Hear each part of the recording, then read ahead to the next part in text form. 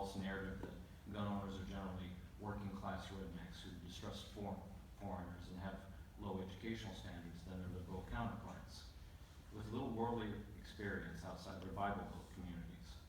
Lawful gun owners in Virginia are people of color, of various religions, various demographics, and nationalities.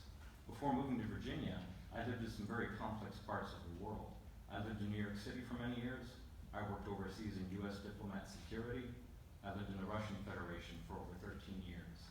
In my travels, I've been to many exotic places such as India, Belarus, Sweden, Spain, the Baltics, the Ukraine, and the Red Sea. I've seen the pyramids of Egypt while riding a camel, and I've looked out over the sunset on an untouched lagoon in the lowest point of India.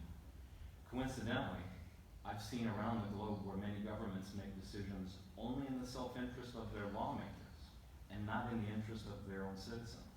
They go by a different version of the golden rule. Those with the gold make the rules.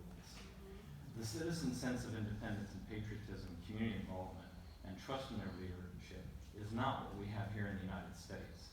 I used to ask my Russian neighbors during national elections, so who are you going to vote for this time around?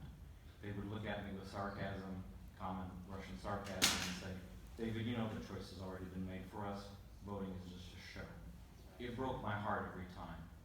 Moms demand action and the mainstream media not admit it, but the Second Amendment is there to protect their constitutional rights as well. On a side note, notice how gun control action groups propose limitations on our Second Amendment, hidden under the guise of community-based improvement programs. But what I get sick of more than anything is when a mass shooting happens in the United States, you don't hear true facts from Mom Demands Action, CNN, or MSLSD about gun violence. Places like Chicago and New York have greater homicide numbers with some of the strictest gun laws in the country. In the U.S., the media puts the blame not on residual criminals, not on shooters themselves who pulled the trigger, but or even on the criminal justice system that failed. They put it on us, the law-abiding gun owners and taxpayers. So my question that I would like to leave with you is this. Who's planning on compensating the Virginia budget to finance this massive gun confiscation of 2.5 million gun owners the governor is proposing? Are we the taxpayer going to foot the bill for this?